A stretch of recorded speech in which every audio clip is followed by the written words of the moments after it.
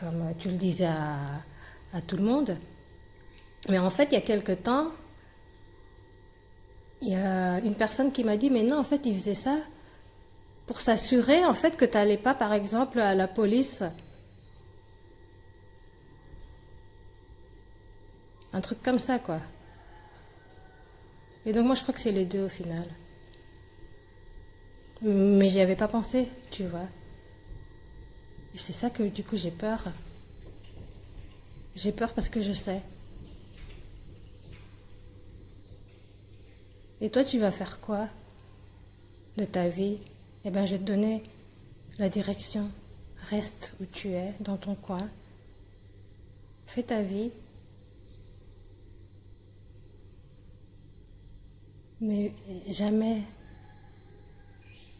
viens, viens me parler. Jamais essaie de m'approcher ou de me tuer. Tu sais pourquoi? Ouais, parce que j'ai peur de souffrir, voilà.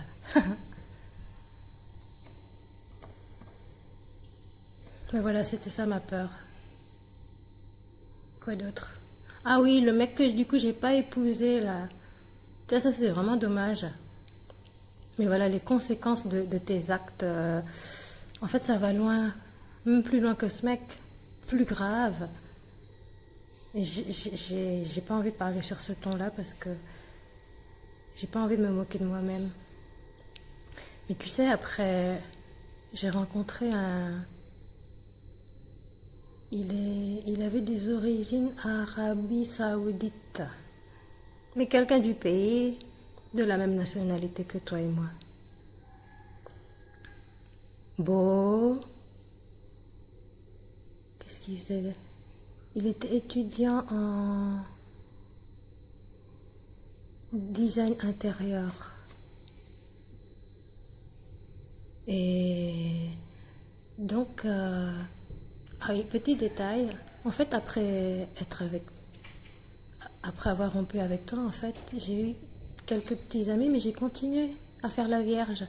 J'ai continué à dire que je le ferais que avec mon mari. Et donc, non, j'ai jamais couché pendant quelques années avec les mecs après toi, parce que moi, dans ma tête, c'était clair ce que je voulais. Et donc, avec ce mec, non, on couchait pas. Bien sûr, on s'embrassait, etc. Mais non, on couchait pas ensemble. Mais le problème, c'est que ses origines à lui, c'était un peu, c'était plus, il y avait une certaine rigueur, tu vois. Il faut se marier avec une femme vierge parce que à la nuit de noces, il y aura la famille qui attend devant la porte et après avoir, c'est quoi le mot? Plus respectueux que décapsulé, plus poétique, j'en trouve pas, je connais pas. Et donc, il devra brandir devant sa famille un tissu blanc avec le sang, quoi. Mais c'est pas possible, puisque j'étais plus vierge. Et du coup, à un moment, on avait rompu. Mais moi, je lui avais pas dit à l'époque, je crois. Je sais plus. Est-ce que je lui avais dit? Je crois pas d'ailleurs, je crois que je lui avais pas dit. Mais à un moment, on avait rompu. Et j'étais vraiment triste parce que c'était quelqu'un qui. Je m'étais projetée avec lui, tu vois, pas comme avec toi. Avec lui, je m'étais projetée. Je me disais, avec lui, j'ai envie de faire ma vie. J'ai envie d'avoir des enfants avec lui parce qu'à l'époque, je pensais encore que les femmes devaient avoir des enfants. Et maintenant, je ne le pense plus. Et donc, quand on avait rompu, là par contre, c'était assez long, hein, la rupture. Mais quelques années après, en fait, on s'est retrouvés. J'ai oublié comment. Et puis là, c'est devenu plus serré parce qu'il avait terminé ses études. Et m'emmenait, du coup, aller voir ses projets. Le restaurant qu'il était en train de faire construire pour un client. Il commençait à avoir des clients déjà à l'époque. C'était un restaurant de poisson d'ailleurs. On était allé sur le chantier. Il m'avait montré la petite salle pour le dîner en amoureux. Il m'avait montré la salle plus grande pour les autres. Il m'avait montré l'espèce de... l'entrée vers la cuisine où il avait mis une espèce de poisson géant, la silhouette d'un poisson géant autour de la porte. Puis il me tenait par la main dans son chantier. Il me montrait. Il montrait qu'on était ensemble et là je me suis dit, ben voilà, c'est ça ma vie. Ça y est, j'ai réussi à retrouver l'amour de ma vie.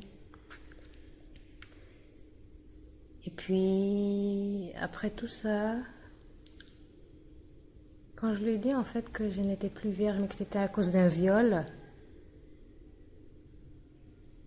je pense qu'il a réfléchi quelque temps. Et quand il est revenu à la maison, il m'a demandé en fait, est-ce que c'est possible d'aimer quelqu'un et de continuer à avoir une relation amoureuse avec cette personne, mais sans avoir l'intention de se marier? Et là, j'ai compris qu'en fait, non, il pouvait pas. Il voulait rester avec moi parce qu'il m'aimait, mais tout en sachant qu'il devra se marier avec quelqu'un d'autre. Parce que dans sa famille, c'était ça aussi. Si en fait, ils ne trouvent pas une femme, il y a toujours quelqu'un de leur communauté avec qui ils peuvent arranger un mariage. Donc c'est pas ça qui manquait.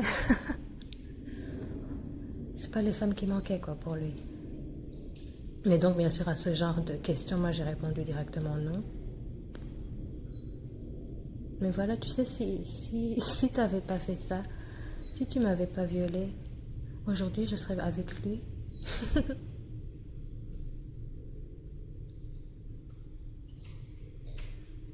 On serait pas dans la précarité parce que déjà lui c'était une famille riche. Et en plus lui-même il avait déjà des bons projets sur des rues très fréquentées, tu vois. Donc lui, voilà.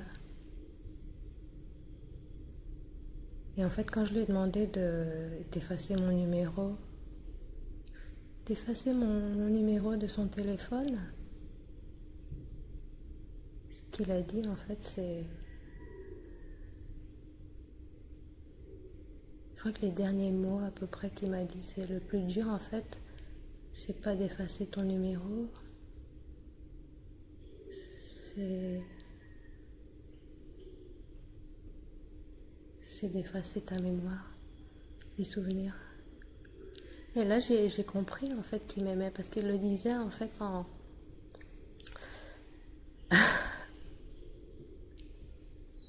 Il était vraiment triste, tu sais.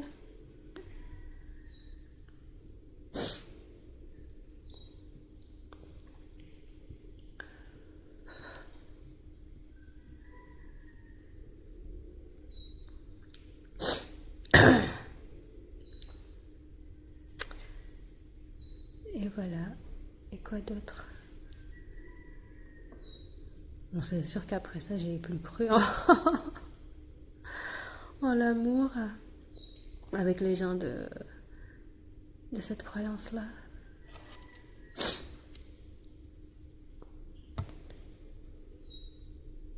Après,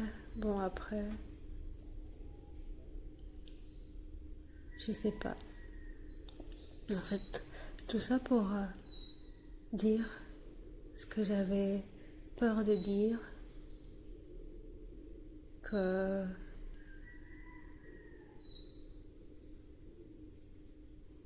j'espère que tu vas m'épargner. Donne-moi le droit de m'exprimer comme ça, que ça devienne ma libération. En fait, j'ai même pas besoin de te demander la permission, mais c'est pour te montrer que j'ai pas d'orgueil sur la peur. C'est que oui, j'ai peur. J'ai très peur.